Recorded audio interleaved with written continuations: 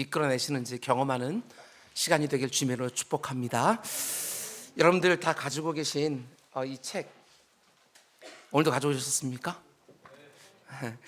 오늘 날마다 특별한 새벽 세 번째 파트의 여섯 번째 말씀입니다. 오늘 말씀의 제목은 믿음의 비밀을 깨끗한 양심에 가진 그리스도인. 믿음의 비밀을 깨끗한 양심에 가진 그리스도인, 이런 제목으로 하나님의 음성을 함께 들으려고 합니다. 하나님이 선물로 주신 이 귀한 믿음을 어디에 담아 놓아야 되느냐? 깨끗한 양심에다 담아 놓아야 된다. 이런 말씀 함께 나누려고 합니다. 사도 바울이 세 번째 선교행을 마치고 이제 예루살렘을 향하여 올라갑니다. 그런데 바울의 손에는 극심한 기근으로 어려운 가운데 있는 예루살렘 교회 성도들 돕기 위하여 이방에 세워진 교회들이 헌금한 구제금이 들려 있습니다. 그런데 사도 바울이 혼자서 예루살렘으로 올라가는 게 아닙니다. 그가 선교여행을 지금까지 하면서 복음을 듣고 예수 그리스도를 나의 구주로 영접한 이방의 형제 몇 명이 예루살렘에 함께 동행하는 것이지요. 바울 손에 들려있는 예루살렘 모교회에 큰 재정적인 어려움이 있고 극심한 기근이 나서 성도들이 힘들어하니까 이방에 있는 유대인들이 지금까지 개처럼 여기고 지옥의 땔감처럼 여겼던 그 이방인들이 복음을 듣고 성도가 되어서 그 예루살렘 교회 성도를 돕기 위하여 모은 구제금이 손에 들려있고, 그리고 또 그 옆에는 이방인 성도들 몇 명이 사도 바울과 함께 동행하고 있는 거예요. 예수 그리스도의 복음이 이방 세계에서 어떤 열매를 지금 거두고 있는지를 보여주는 너무나 명백한 증거들이지요. 그 증거들을 가지고 그 구제금과 그리고 예수 그리스도를 믿게 된 이방인 성도 몇 명과 함께 예루살렘을 향해 올라가고 있는 사도 바울의 마음은 그곳에 있는 유대인 성도들과 함께 나눌 수많은 간증들로 벅차 있었을 거예요. 이방인들이 주님께로 돌아오더라. 그 간증을 나눌 걸로 가슴이 벅차 있을 것은 틀림이 없어요. 그런데 예루살렘에서 바울을 기다리고 있었던 것은 환영이 아니었습니다. 지지와 격려가 아니라 오해와 분노만 가득하고 있었어요. 사도 바울이 유대인들의 전통을 무시했다고, 특별히 할례를 받지 말라고 그렇게 가르쳤다고, 모세의 율법을 중히 여기는 유대인 출신 성도들이 바울을 적대시한 것입니다. 분위기가 심상치 않은 것을 감지한 예루살렘 교회 지도자들이 바울에게 제안을 하나 합니다. 당신이 지금도 우리의 율법을 존중하고 있다는 것을 유대인 성도들에게 좀 보여줬으면 좋겠습니다. 그러면서 한 가지 방법을 제안하는데, 마침 예루살렘 교회 안에 율법에 따라 나시린의 서원을 한 사람들이 있었습니다. 나시린의 서원은 특별한 기간을 정해놓고 하나님께 헌신하겠다는 서원인데, 그 서원을 마무리할 때는 일정한 성결 의식을 진행해야 되는 거예요. 나시린의 규례에 따라 그동안 길렀던 머리카락을 깎는 정결 의식을 공동체 앞에서 행해야 되는데, 그 의식을 위해서는 재정이 필요한 거예요. 돈이 필요한 것이지요. 그런데 예루살렘에 극심한 기근이 들어서 교회가 그 재정을 감당할 형편이 안 되는 것입니다. 그래서 그 교회 지도자들이 바울에게 제안한 거예요. 당신이 재정적으로 좀 그들을 좀 지원해 주면 어떻겠냐. 그들이 율법에 따라 나신의 서원을 이제 끝내야 되는데 재정적인 것들이 뒷받침이 안 되는데, 당신이 그것을 도와주면 사람들이 아직도 당신이 우리의 율법을 존중하고 있다고 하는 분명한 표가 되지 않겠냐. 사도 바울이 그 제안을 받아들입니다. 그래서 그 비용을 대고 나신의 서원을 마무리할 수 있도록 도와주는 거예요. 근데 그 일 후에 또 오해를 일으킬 만한 사건이 하나 또 일어납니다. 예루살렘에 함께 올라왔던 이방인 성도들 가운데 드로비모라는 사람이 있었는데, 바울이 그 드로비모와 함께 예루살렘 성전 근처에 있는 거, 성전 안이 아니라 근처에 있는 것을 유대인 성도들이 본 거예요. 그게 또 오해가 되었습니다. 바울이 이방인을 데리고 성전에 들어가서 그 거룩한 장소를 모욕했다. 그것 봐라, 바울은 우리의 전통을 무시하는 사람이다. 거룩한 성전을 더럽혔다고 비난하기 시작한 거예요. 성전 모독죄는 가벼운 죄가 아닙니다. 죽음에 처해질 수 있는 심각한 죄였던 거예요. 그 사도 바울이 유대인들에게 살해당할 위기를 맞게 된 것이지요. 이때 로마의 천부장이 소요가 일어날 것을 염려해서 바울을 자기 진영으로 데리고 가서 보호하기 시작합니다. 그리고 그 밤에 바울은 죄수의 몸으로 예루살렘에 있다가 로마의 총독이 있는 가이사랴로 옮겨지는 거예요. 그게 바로 오늘 본문 바로 앞에 나오는 23장의 내용입니다. 그리고 오늘 본문 24장으로 넘어오면 이제 그 가이사랴에 있는 총독의 관저 안에서 바울을 놓고 신문이 시작되어지는 거예요. 본문 5절 말씀 보면 더둘로라는 사람이 사도 바울을 향해 이렇게 고소합니다. 우리가 보니 이 사람은 전염병 같은 자라. 천하에 흩어진 유대인들을 다 소요하게 하는 자요 나사렛 이단의 우두머리라. 더둘로라는 사람이 사도 바울을 어떻게 표현합니까? 이 사람은 전염병과 같은 사람이다. 바울 한 사람에 대한 표현이라기보다는 그 당시 모든 그리스도인들을 향한 유대인들의 표현이었어요. 기독교는 전염병과 같다고. 그만큼 강한 전염성을 가지고 있다고 말하는 것이지요. 사도 바울과 그리고 그가 전하는 복음과 그리고 그 복음을 듣고 그리스도를 나의 구주로 영접한 모든 성도들을 유대인들에게 악한 영향력을 끼치는 전염병이라고 더둘로가 지금 송사를 하는 것입니다. 여러분, 그런데 이 더둘로의 비방 안에 놀라운 진리가 담겨 있는 거예요. 정말 그렇지 않습니까?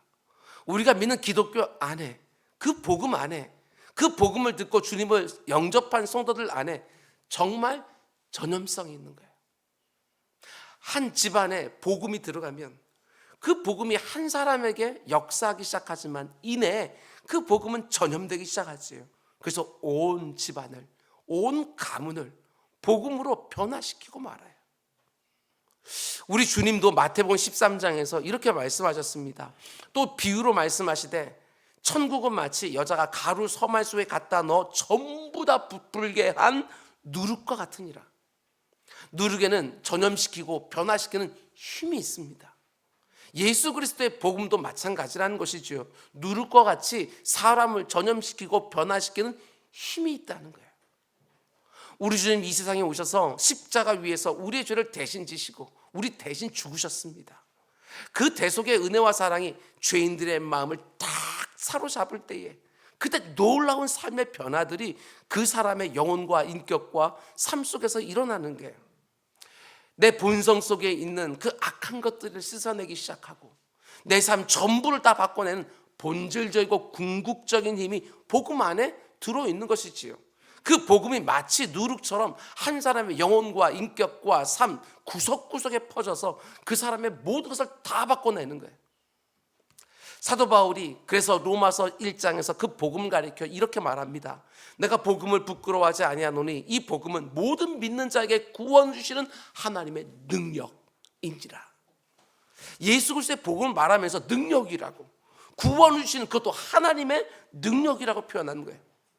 복음 안에는 하나님의 능력이 담겨 있으니까 그 복음을 받아들인 사람의 영혼과 인격과 삶을 완전히 바꿔놓는 것이죠. 능력이 있으니까. 가루 속에 들어간 누룩이 가루의 성질과 맛을 완전히 바꿔내는 것처럼 복음이 들어가면 그 사람의 모든 것에 근본적인 변화가 이루어집니다. 적은 누룩이 그 큰 반죽 덩어리 전체를 완전히 변화시켜 가는 것처럼 예수 그리스도의 복음이 사람들의 심령 속에 들어가게 되었으면 그 사람의 모든 것을 주장하기 시작하게 되었는 거예요. 창기로 살았던 사람이 성결한 삶을 살기 시작하고, 돈에 눈이 멀었던 세리가 가난한 사람들에게 자기 재산의 절반을 나눠주는 자비와 긍휼의 사람으로 변화되는 거예요. 거만하고 오만했던 사람들이 겸손한 사람으로 다른 사람들을 섬기기 시작하는 거예요. 이게 바로 복음 속에 담겨있는 하나님의 능력이라는 것입니다. 예수 그리스도의 복음은 누룩과 같이 사람들의 삶 전체를 다 바꿔내고 사람들의 삶에 새로운 가치를 불어넣는 하나님의 능력인 거예요. 이 능력 경험하고 있습니까?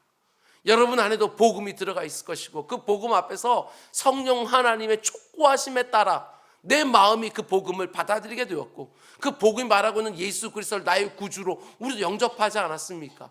그 예수 그리스도의 복음이 지금 내 삶 구석구석에서 지금 역사하고 있는가?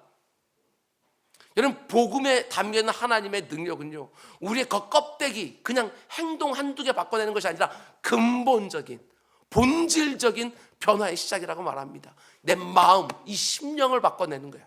이 심령 안에 변화가 생기게 되어지니까 그 가운데 속에 전에 내가 행하던 모든 것들을 끊어내기 시작을 하게 되어지고, 그 가운데 말하는 것도 바뀌게 되어지고, 생각과 가치와 기준도 바뀌고, 우선순위도 바뀌게 되어지는 거, 내 삶 전부를 다 바꿔내는 거, 그게 바로 신앙 연륜이 쌓이면서 우리에게 드러나는 모습이 당연히 되어야 되는 것이고, 이것이 바로 교리적으로 말하고 있는 성화라는 거 아니겠습니까?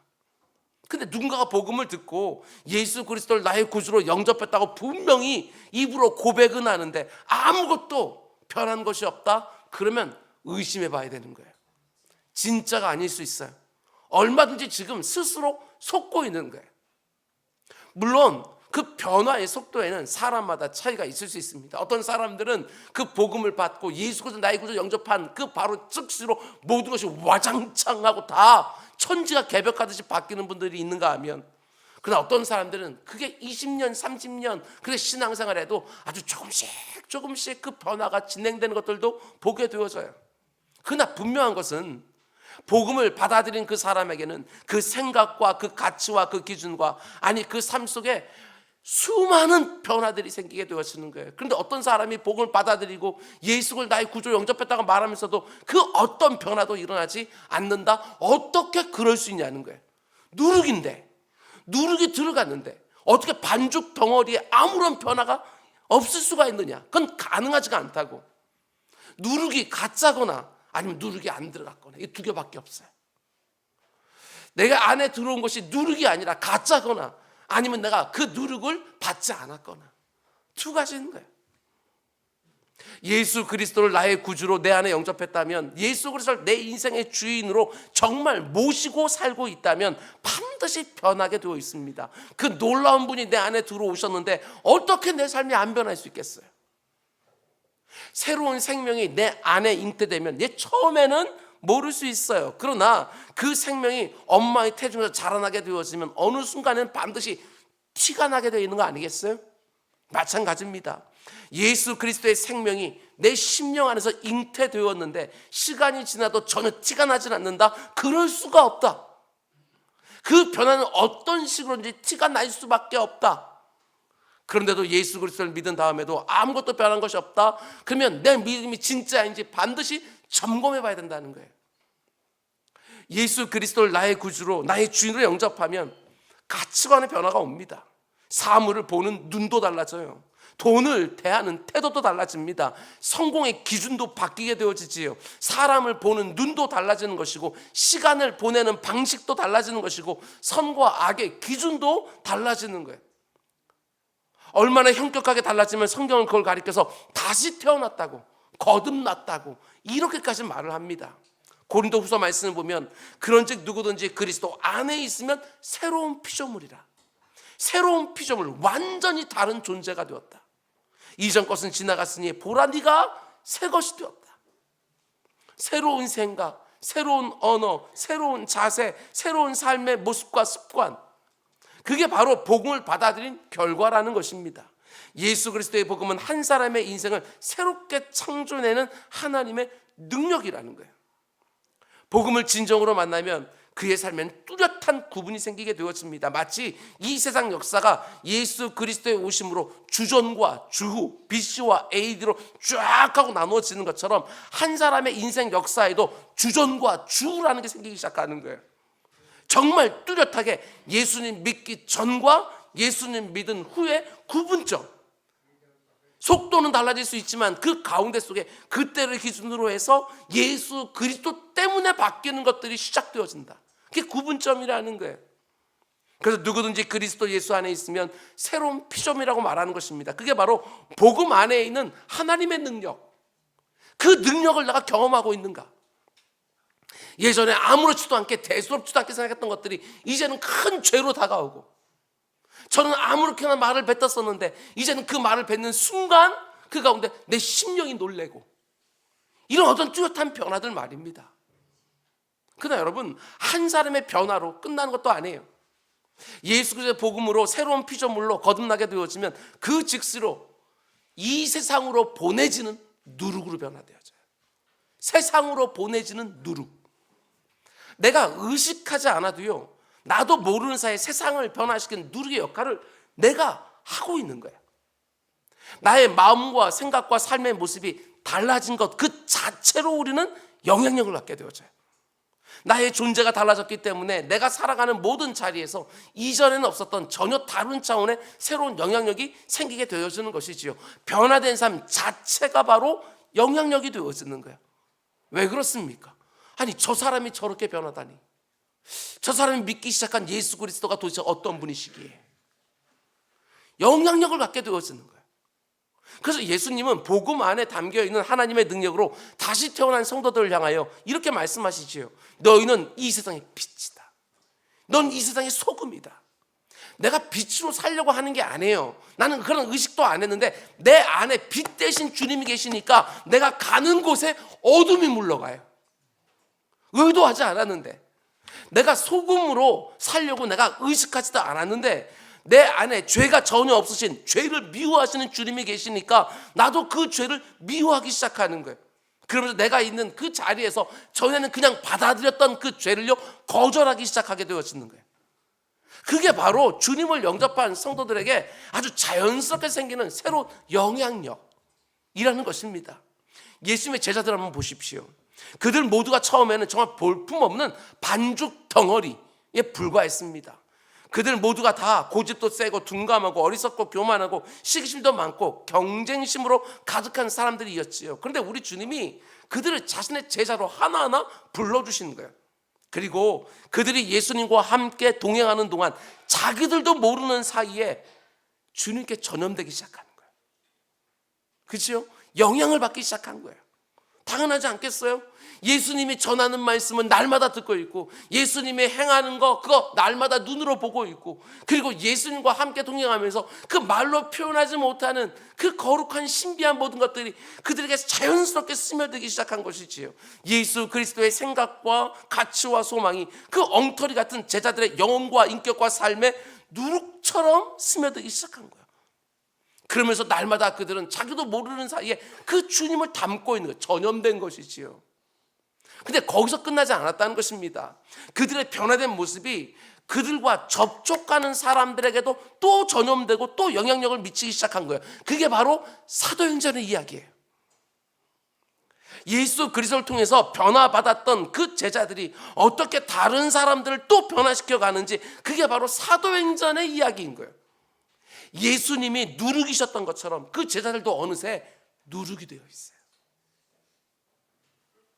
예수 그리스도를 내 안에 모시고 사는 사람들은 누구나 다 누룩으로 이 세상 가운데 살 수밖에 없습니다. 그분이 누룩이기 때문에 그분과 함께 살아가는 성도들 역시도 누룩으로 살게 되었는 거예요. 세상을 변화시키는 누룩, 그게 바로 여러분과 저에게 주어진 새로운 신분이에요. 여러분이 생속으로 쑥 나아가서 일터에 있든지 가정에 있든지 그 가운데 예수 그리스도가 내 안에 계시기 때문에 그 주님으로 말미암는 어떤 내 삶의 변화 하나하나가 그 가운데 속에 뭔가 영향을 끼치기 시작하는 것이지요. 세상을 변화시키는 하나님의 힘, 그게 바로 이 땅에 세워진 교회와 성도들이 가진 힘이라는 것입니다. 그 힘이 없다면 교회는 교회 될 수 없고요, 성도는 성도 될 수가 없어요. 병원의 힘이 무엇입니까? 아픈 환자를 고쳐내는 거, 그게 병원의 힘 아니겠어요? 그 병원의 시설이 아무리 좋다 한들, 그 병원에서 근무하는 직원들이 아무리 친절하다 한들, 그 병원에 들어가는 사람들마다 족족 죽어서 나온다? 그럼 병원이 될 수가 없어요. 아무리 첨단의 의료 장비를 다 가지고 있다가 할지라도 환자를 고쳐내지 못하면 그건 병원이 아니죠. 그런 면에서 교회의 힘은 무엇이겠습니까? 교회의 힘은 영혼을 살리는 거예요. 영혼을 변화시키는데 교회의 힘이 있는 거예요. 교회를 수십 년 출입했는데도 그 사람의 인격과 삶이 조금도 안 변했다? 교회일 수가 없습니다. 정치적으로 유력한 사람들이 교회 안에 교인으로 있으면 교회가 힘을 갖게 되는 것입니까? 엄청난 재력을 가진 사람이 교인들로 있고, 세상에서 알아주는 높은 지위에 있는 사람들이 교인으로 있고, 공부를 많이 한 교인들이 수두룩하고, 이름만 대면 누구나 다 아는 유명한 교인들이 수두룩하면 교회에 힘이 생깁니까? 그렇지 않아요. 교회에 힘이 있으려면 성도다운 성도가 많아져야지. 예수 그리스도를 나의 구주로 영접한 다음에 그래도 뭔가 변화가 있는 성도들이 우리 가운데 있고, 그 사람들을 바라보면서 야, 주님 정말 살아계시는구나, 저 사람이 저렇게 변해가는구나 하는 것들을 볼 수 있어야 그 사람을 보게 되어지면 예수 그리스도를 생각나게 하는 사람들, 그런 사람들이 많아져야 교회가 교회다운 것이고 이 세상을 변화시킬 수 있는 누르게 역할들을 제대로 감당할 수 있는 거 아니겠냐는 거예요. 예수 그리스도를 먼저 믿기 시작한 사람들의 변화가 너무너무 중요합니다. 그래야 세상을 변화시키는 누룩으로 살 수 있는 거예요. 내가 그 자리에 있기만 해도 내 곁에 있는 사람들이 은연중에 예수님께 전염되고 예수님께 영향을 받기 시작해야 내가 성도답게 살고 있는 거예요. 내 입으로 복음을 굳이 얘기하지 않다 할지라도 여러분, 말의 역사하는 게 아닙니다. 여러분의 삶 가운데 속에서 그 말이 스며들어서 여러분의 삶을 보일 때 그 가운데 복음의 역사가 드러나기 시작하는 거예요. 우리가 세상 사람들, 하나님 모르는 사람에게 복음의 진리를 설명해 준다고 해서 그들이 변하는 것들이 아니라 그 복음이 이미 안에 들어와 있는 성도들의 삶이 그 가운데 예수를 생각하게 하는 사람으로 살고 있어야 그 가운데 내 곁에 있는 사람들이 전염되고 은연중에 영향을 받기 시작하는 거예요. 그런데도 내가 예수 그리스도를 분명히 믿었다고 말을 하는데 예수 그리스도를 믿기 이전의 삶, 주 전의 삶을 계속해서 살고 있다고 한다면 거기에 무슨 영향력이 있겠어요? 너나 잘하세요. 너 하나 바꿔내지 못하는 그 예수 그리스도의 복음 내가 왜 들어야 되냐고, 그런 말 하지 않겠냐고요. 내가 아무로 종교적인 행위를 하고 그 경건한 말을 쏟아놓는다 할지라도요, 여러분 세상 사람들이 거기 안 넘어갑니다. 그들도 다 알아요, 내가 가짜라는 거. 내가 아무리 말을 경건하게 해도 내 안에 뭐가 들어있는지 안 믿는 사람은 다 알아요. 말에는 절대로 안 넘어가요. 경건의 모양의 능력이 있는 것이 아니라 여러분 정말 경건한 삶이 능력이 있는 거예요. 복음이 능력이기 때문에 그 능력 안에 있는 우리는 도덕적으로 영적으로 세상 사람들이 가지고 있는 그것보다는 더 우월해야 되는 거예요. 그래야 믿음이 선한 영향력으로 작동하기 시작하는 거예요. 초대교회는 그런 능력과 그런 영향력이 있었다는 것입니다. 그런데 그들은 비록 가난했지만 그 능력을 가지고 있었고, 그래서 교회가 교회될 수 있었고 그 교회가 세상에서 영향력을 미칠 수 있었다는 거예요. 근데 요즘은 그 선한 영향력이 점점 줄어들고 있다. 세상만 그렇게 말하는 게 아닙니다. 우리도 알아요. 교회의 영향력이 점점 줄어들고 있다고 하는 거 우리도 시인하는 바예요. 예전에는요, 잘 생각해 보십시오. 목사님들이요, 교인들을 걱정했어요. 우리 교인들이 세상에 나가서 저렇게 살면 안 되는데 하고 목사님들이 교인들을 걱정했어요.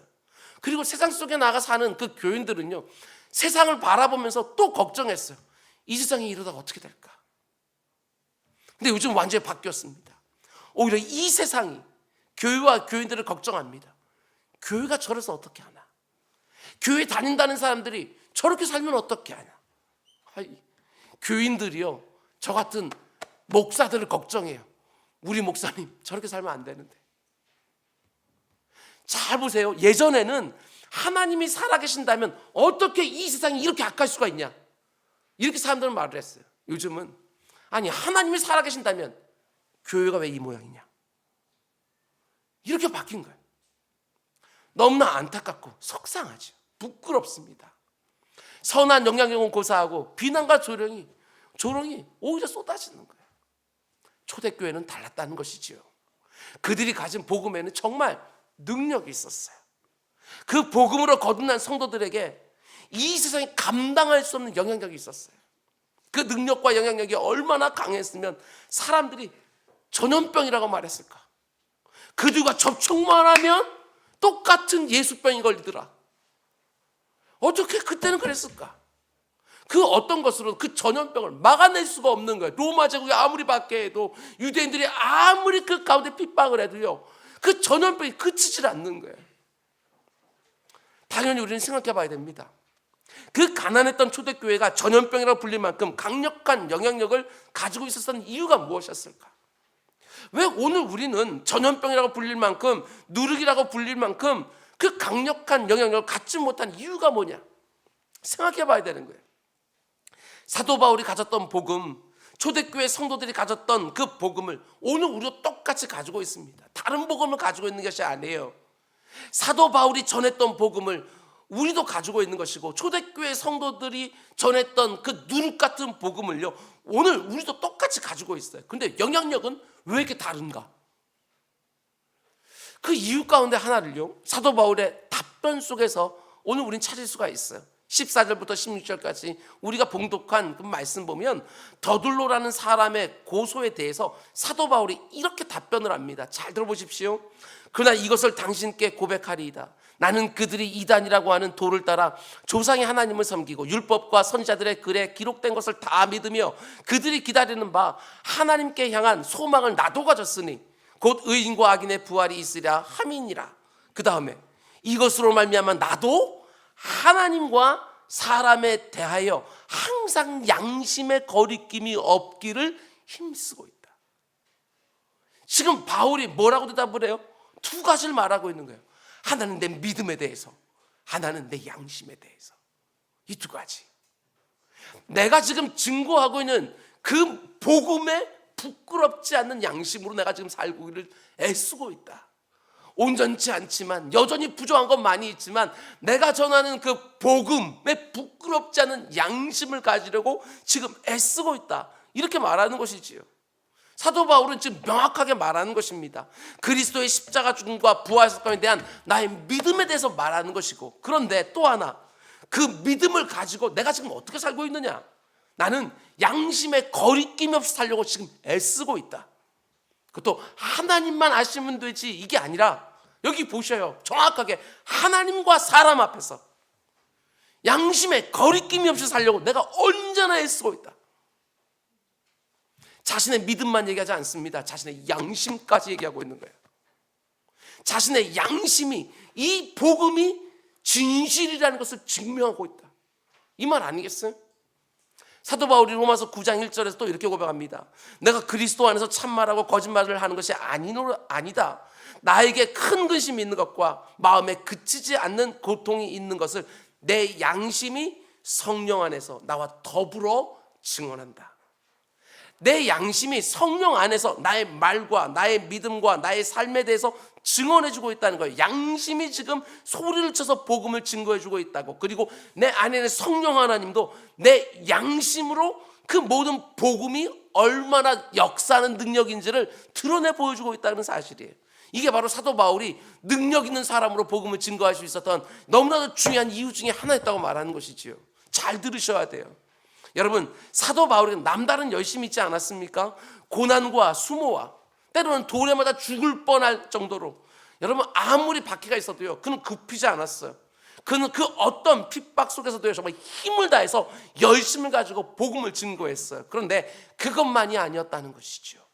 바울에게는 떳떳한 양심도 있었어요. 하나님을 향한 열심, 그리고 떳떳한 양심, 바로 거기에 사도 바울의 전하는 복음의 능력이 있었어요.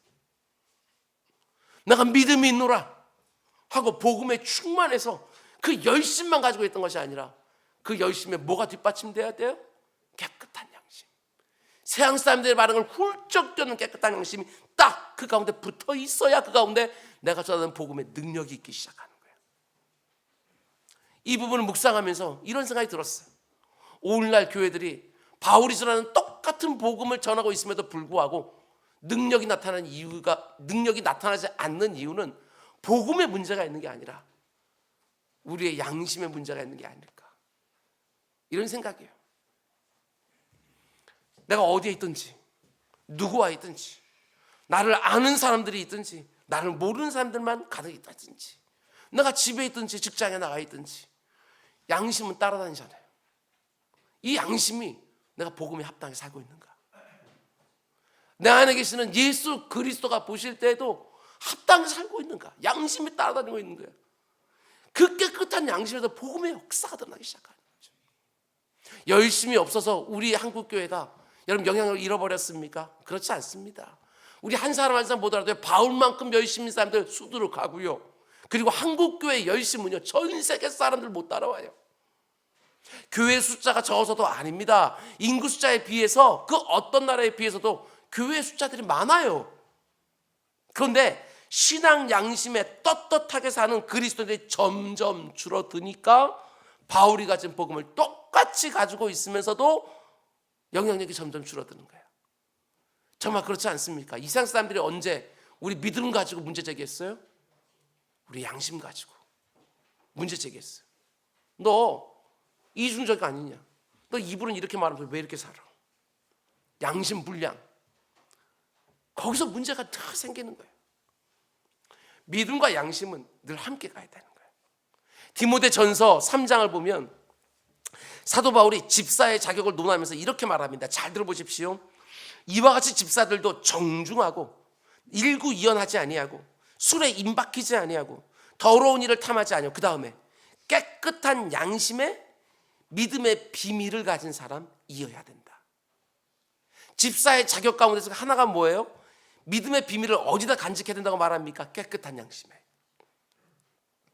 믿음을 가지되 깨끗한 양심에 그 믿음을 간직한 사람, 하나님 주신 그 귀한 믿음을 어디에 담아놓아요? 깨끗한 양심에 담아놓은 사람. 단지 집사만 말하는 게 아닙니다. 구원받은 모든 성도들 안에 믿음을 안전하게 넣어둘 수 있는 곳은 깨끗한 양심, 깨끗한 그릇이에요. 믿음을 우리가 넣어둬야 되는 자리는요, 깨끗한 양심, 깨끗한 그릇. 그런데 가만 보게 되었으면 그 귀한 믿음을 자신의 야망, 욕망이라는 그릇에 담아놓는 사람들이 있어요. 자신의 야망을 이루기 위해서 믿음을 갖는 사람들, 믿음을 자신의 야망, 욕망이라는 그릇에다가 믿음을 담아 놓아요. 그때 믿음은 틀림없습니다. 내 야망과 욕망을 이루기 위한 한낱 수단에 불과해지는 거예요. 그런가 하면 그 귀한 믿음을 나의 이익이라는 주머니에 담는 사람들도 있어요. 믿음을 나의 이익을 위한 도구로 사용하는 것이지요. 내 삶이 형통하고 내 가운데 병, 질병 이런 것들 없고 모든 사람들, 자녀들 다 잘 되고 손으로 한 일마다 많은 열매들이 있고, 여러분 믿음을요 내 이익이라는 주머니에 담으려고 하는 사람들이 있어요. 그때 믿음도 틀림없습니다. 이익이 될 것 같으면 열심을 내고 손해가 날 것 같으면 발도 안 담그고. 여러분 내 야망과 욕망 안에 믿음을 담아서는 안 됩니다. 내 이익 안에 믿음을 담아서도 안 되는 거예요. 믿음을 간직할 수 있는 가장 안전한 자리는 언제나 깨끗한 양심이에요. 그게 바로 믿음과 양심의 관계라는 것입니다. 양심을 버리면 믿음도 버릴 수밖에 없어요. 사도 바울이 디모데전서 1장 19절에서 하는 말을 잘 보십시오. 믿음과 착한 양심을 가지라. 사도 바울이 자신의 영적 아들 디모데에게 뭐라고 말해요? 믿음과 착한 양심을 가지라. 믿음만 가지라고 말하지 않아요. 믿음과 착한 양심 둘 다 가져라. 어떤 이들은 이 양심을 버렸고 그 믿음에 관해서는 파선하였다. 양심을 버리니까 믿음에서도 파선해요. 이게 둘이 함께 가야 되는데, 믿음과 양심 두 개 함께 있어야 되는데, 그 가운데 속에 잘 보세요. 믿음을 먼저 버린 게 아니에요. 양심을 버리니까 믿음도 파선해 버리더라. 이렇게 얘기하죠. 일반적으로 진보적인 신앙을 가지고 있는 성도들은 양심을 강조합니다. 양심을 따라 행동하고 불의를 보면 참지 않고. 반면에 보수적인 신앙을 가진 사람들은 믿음을 강조하죠. 오직 믿음으로. 그런데 진실한 경건은 두 가지 모두를 동시에 요구하는 거예요. 선한 양심, 거리낌 없는 양심만 있어도 안 되는 것이고, 뜨거운 믿음, 견고한 믿음만 있어도 안 된다는 것이지요. 양심도 좋아야 되는 것이고 믿음도 좋아야 되는 거예요. 생각해 보십시오. 양심은 깨끗한데 믿음이 없어요? 그러면 하나님이 역사하실 자리가 없어요. 하나님이 끼어들지 못해요. 우리의 믿음이라는 것이요, 한낱 윤리적인 기준을 뛰어넘지를 못해요. 양심은 좋은데 믿음은 초라하면. 반면에 믿음은 태산같이 큰데 양심이 깨끗하지 않으면 어떻게 될 것 같습니까? 그 믿음이요 엉뚱한 곳으로 달려가게 되어져요. 믿음이 좋으면 좋을수록 사람들 사이에서 부작용을 일으킵니다. 믿음은 좋은데 양심은 엉망이니까 그 믿음은 말하면 말할수록 어떻게 되어져요? 사람들이요 그 믿음을 가리켜 값싼 믿음 이렇게 말하는 것이고, 믿음을 말하는데 하나님의 영광을 가려요. 왜? 믿음은 태산같이 강한 것처럼 보이는데 양심은 더러우니까. 그래서 두 개가 다 같이 있어야 되는 거예요. 믿음과 착한 양심 항상 같이 다녀야 되는 거예요.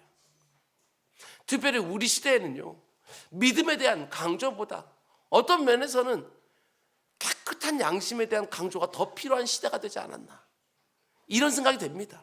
다 믿음이 있어 보이는데 세상 사람들과 진배 없어 보이는. 선한 양심은 우리의 믿음을 비방하는 세상 속에서 우리가 정말 그리스도를 살기 위해서 너무나 중요한 효과적인 도구가 양심이에요. 그래서 선한 양심을 가지고 누가 보든 누가 안 보든 사람들이 비난할 것이 없도록 살아가는 거 너무너무 중요하고, 그래야 복음이 이 세상 속에서 선한 영향력을 갖게 되어지는 것이지요. 여러분, 사도 바울에게는 복음에 대한 열심도 있었고요, 떳떳하고 깨끗한 양심도 있었어요. 열심과 양심, 라임도 맞아요. 다 심자로 끝나요. 기억해 두세요. 복음에 대한 열심, 그리고 깨끗한 양심, 이 두 가지. 내 믿음을 점검하고 관리하는 것과 똑같은 수준으로 그 믿음을 담고 있는 내 양심도 깨끗한지 늘 점검하고 관리하는 우리 모두가 꼭 될 수 있기를 주님의 이름으로 축원을 드립니다. 그래서 성경을 보면요, 양심에 대해서 두 종류의 사람이 있다고 말을 합니다. 믿음을 깨끗한 양심이라는 그릇에 담아놓은 사람들이 있는가 하면 양심에 화인 맞은 사람들, 이렇게 표현한 사람들이 있는 거예요. 디모데전서 4장을 보게 되었으면, 그러나 성령이 밝히 말씀하시기를 후일에 어떤 사람들이 믿음에서 떠나 미혹하는 영과 귀신의 가르침을 따르리라 하셨으니 자기 양심이 화인을 맞아서 외식함으로 거짓말하는 자들이라.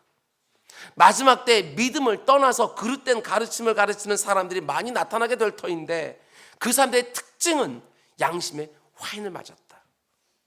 여러분, 양심에 화인을 맞는다는 게 무슨 뜻이에요? 우리 잘 들은 표현인데, 화인이라고 하는 것은 뜨거운 인두로 도장을 찢는 것을 화인이라고 말하죠. 불로 지지는 거예요. 그 당시, 지금 이 복음이 증거되고 있는 그 당시 로마 시대 시장에서 노예를 하나 사면 주인은 노예의 신체에 뜨거운 인두로 달궈서 자신의 노예라는 것을 불로 지져서 표시를 해요. 근데 문제는 뭐냐, 이때 불로 지져진 그 부위는요 점점 딱딱해지면서 감각이 없어지기 시작해요. 깊게 지지니까. 그 상황을 말하는 것입니다. 양심에 화인 맞은 사람들은 감각이 없어져서 아무리 악한 짓을 해도 그게 얼마나 악한지를 모르게 되어진다. 양심의 감각이 무디어졌다는 거예요. 양심의 감각이 무디어진 사람들은 성경이, 하나님의 말씀이 아무리 그 양심을 찔러도요 아픔을 느끼지 못해요. 왜? 굳은 살이 깊게 배어 있으니까. 찔러도 아픔을 못 느끼는 거예요. 화인 맞은 것이지요. 영적 감각이 무디어지는 거예요. 그러니까 죄를 짓고도 애통해하지 않습니다. 잘못을 하고서도요 깨닫지를 못해요. 너무 심각하죠 지금. 그러니까 잘못을 행하면서도 돌이킬 기회를 얻지를 못하니까 그 믿음이 완전히 파선할 때까지 그냥 잘못된 길로 계속해서 가는 거예요. 죄가 죄인 줄 알아야 회개하고 돌이키기도 할 텐데, 양심이 묻어져서 죄인지도 모르니까 아파하지도 않아요. 그래서 성경이 우리에게 강조해서 말하는 게 무엇입니까? 너희 마음이 굳어지지 않도록 조심해라. 너희 마음에서 굳은 마음을 제거해라. 그 굳은 땅을 갈아엎어라. 이렇게 계속해서 말씀하시는 거예요. 그러면 이런 걸 생각해 보십시오. 어떤 때, 어떤 일로 우리의 마음이 이렇게 굳어지게 될까? 여러 가지로 말할 수 있겠지만 저는 딱 한 가지로 요약하면 이렇게 말할 수 있을 것 같다. 내가 죄를 사랑하기 시작할 때. 죄를 사랑하십니까 할 때 아무도 그렇게 얘기 안 할 거예요. 전 죄를 사랑하지 않습니다 이렇게 말하겠지만, 이렇게 말하면 얘기가 달라질 수 있어요. 그 죄가 주는 즐거움, 그걸 사랑할 때. 하나님의 말씀 분명히 하지 말라고 했는데 그것을 할 때 나에게 생기는 이익들, 이런 것을 사랑할 때 우리는 점점 우리 양심이 마치 화인 맞은 것처럼 굳어져 가기 시작을 하는 거예요. 죄에 대한 감각이 무뎌지는 거예요. 어떻게 해야 됩니까? 죄를 미워하고 싫어해야 되는데 사람들에게 들키지만 않으면 그 죄를 계속 마음에 품고 살아요. 은밀하게 그 죄를 사랑하고 은밀하게 그 죄가 준 낙을 누리는 것이지요. 그 기간이 길어지면 길어질수록 예외 없습니다. 여러분도 그렇고 저도 그렇고 우리 양심에 악한 굳은 살이 배기기 시작하는 거예요. 그래서 아무리 하나님의 그 예리한 말씀을 들어도 조금도 마음에 찔림이 없습니다. 악한 굳은 살이 배겨 있는 거예요. 좌우의 날이 예리하게 서 있는 하나님의 그 엄중한 말씀이 내 죄를 딱딱 집어서 찌르는데도 조금도 심각하게 듣지를 못하는 것이지요. 영적 감각을 잃어버린 거예요. 그런 면에서 우리는 점검해 봐야 돼요. 요즘 내 양심이 어떠한가? 내가 최근에 하나님의 말씀을 들으면서 마음에 찔린 적이 전혀 없다면 점검하셔요. 여러분이 아시는 것처럼 제가 죄송할 정도로 이 강단에서 여러분들 마음 아픈 그런 설교들 참 많이 해요. 그런데도 최근에 하나님의 말씀에 내가 아파본 적이 없다. 다른 사람들만 생각하고 있다. 나는 예외인 것처럼 점검하셔야 돼요. 내 양심이 지금 딱딱하게 굳어 있는 것은 아닌지, 내가 말씀을 들을 때 찔림 받은 것이 언제가 마지막인지 생각조차도 안 난다면 진정하셔야 돼요. 그 엄중한 하나님의 말씀을 듣고서도 내 삶과 내 행동과 내 언어를 조금도 돌아보지 못했다면 지금 심각한 상태입니다. 내 양심이 무뎌지고 있는 거예요. 그 굳은 마음 제거하셔야 돼요. 그리고 다시 깨끗하게 된 내 신앙 양심의 믿음을 간직해야 되는 거예요. 여기까지 말씀드립니다. 그러면 어떻게 이 굳은 양심, 이 딱딱하게 굳은 살에 배겨있는 이 양심을 내가 다시 새롭게 할 수 있을까? 예민하게 만들 수 있을까? 다른 방법 없어요. 성경을 보면 언제나 그런 경우에 십자가를 묵상해라. 이해가 되시죠? 내가 죄가 죄인지도 모를 때, 내가 양심이 굳어져서 죄가 죄인지도 모를 때 딱 하나의 방법, 십자가를 바라봐라. 예수 그리스도가 왜 거기 매달려 죽어가고 있는지 그것 생각해봐라. 그래서 이 양심이 굳어있는 사람들을 다시금 그 회복하기 위해서는 십자가밖에 없어요. 그 예수 그리스도 십자가를 바라보면서 우리가 맨 처음 예수 그리스도를 나의 구주로 영접할 때 그 십자가 붙들고 엉엉 울었던 것처럼 우리 주님의 십자가를 다시 묵상할 때 내 죄 때문이구나, 내 죄가 그렇게 심각해서 우리 주님이 죽으셔야만 됐구나, 그분이 당하신 고난과 그 수치, 내가 당해야 될 고난이고 내가 당할 수치였는데 우리 주님이 대신 감당해 주셨구나. 저 위에서 죄 싹슨 사망 내가 죽었어야 되는데 내 주님이 나를 위해서 대신 죽어주셨구나. 그게 생각하게 될 때 내 양심이 다시 살아나기 시작하는 거예요. 다시금 내 죄를 보면서 가슴을 치면서 애통하게 되어지는 것이죠. 내 양심이 다시 살아나기 시작하게 되었으면 틀림없습니다. 전에는 뭐 이거 작은 실수 아니야, 대수롭지 않은 걸 생각했는데 이제 이게 크게 느껴지는 거예요.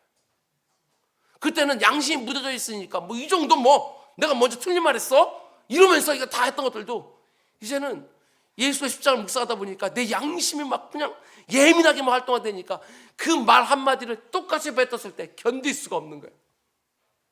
내가 아직도 이런 말을 쏟아내고 있구나. 견딜 수가 없는 거예요. 작은 실수도 큰 죄로 받아들이게 되어져요. 왜? 양심이 생생하게 살아있으니까.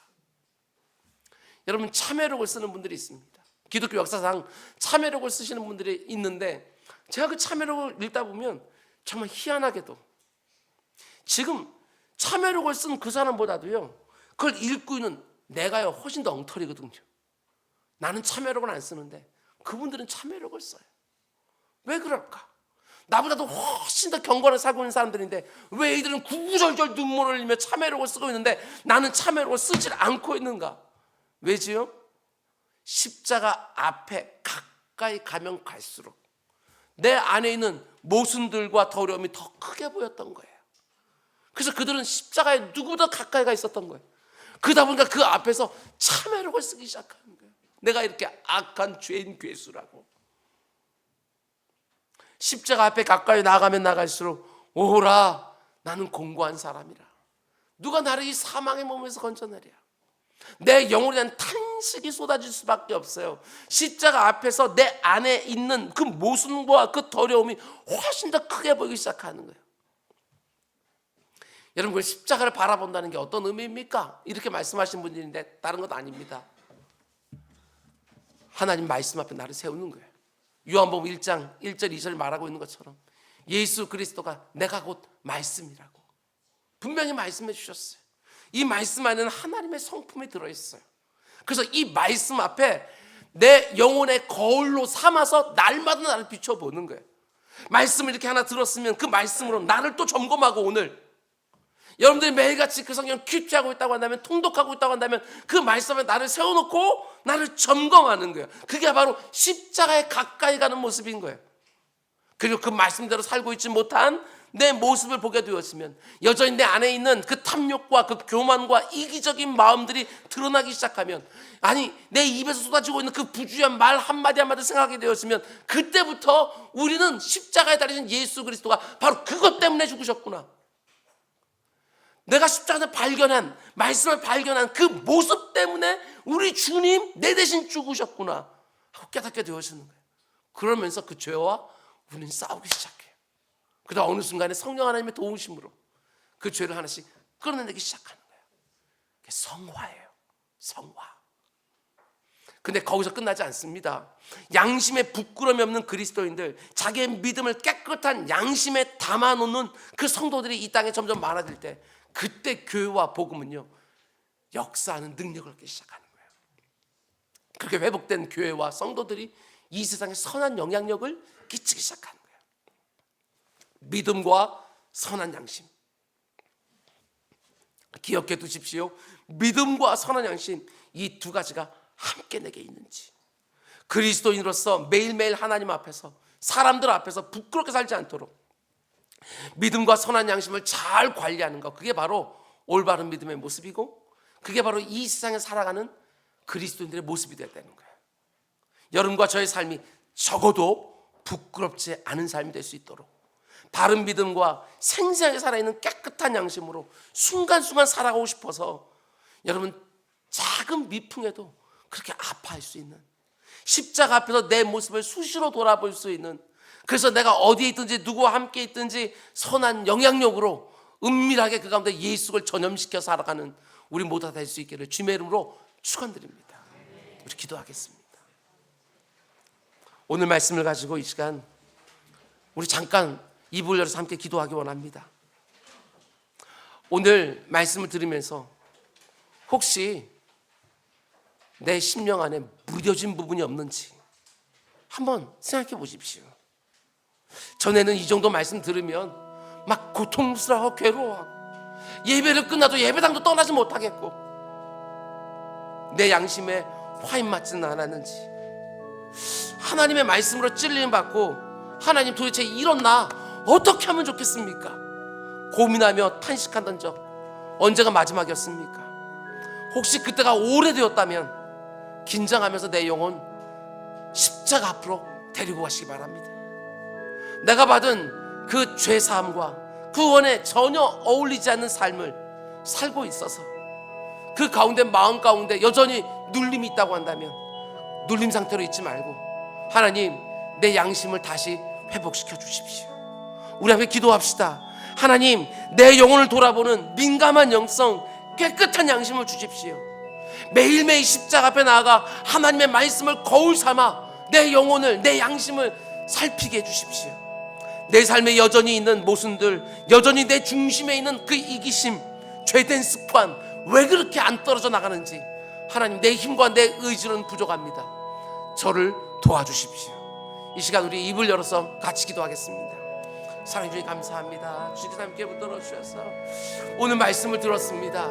아버지 하나님, 예수 그리스도가 내 안에 계시면 아버지 하나님 주 전과 주 후의 삶이 완전히 다르다고 하는데, 내가 들은 그 복음의 말씀이 능력, 하나님의 능력이기 때문에 내 모든 삶과 인격과 성품까지 바꿔낸다고 하는데, 왜 이렇게 변화가 더딘지 내 주 아버지 하나님 내 모습을 다시 돌아보게 하시고, 혹시 내 양심에 아버지 하나님 신앙 연륜만큼이나 더 예민해져 있는 것이 아니라 신앙 연륜이 늘어가면 늘어갈수록 아버지 하나님 내 양심이 무뎌가고 있는 것은 아닌지, 어느 순간부터 화인 맞고 있는 것은 아닌지, 아버지 하나님 목사의 양심이 살아있어야, 아버지 하나님 장로들과 권사들의 양심이 살아있어야, 안수집사와 여집사의 양심이 살아있어야, 이 땅에서 그리스도인이라고 하는 이름을 가지고 살아가고 있는 그 사람들의 양심이 깨끗해야 그 가운데 영향력을 미칠 터인데, 내 주 아버지 하나님 여전히 이렇게 엉터리로 살고 있기에 마치 복음이 흐물흐물한 것처럼, 마치 예수 그리스도가 아무것도 아닌 것처럼 그렇게 세상 사람들에게 오해를 주고 있는 것은 아닌지 꼭 돌아볼 수 있도록 주님 인도해 주시옵소서.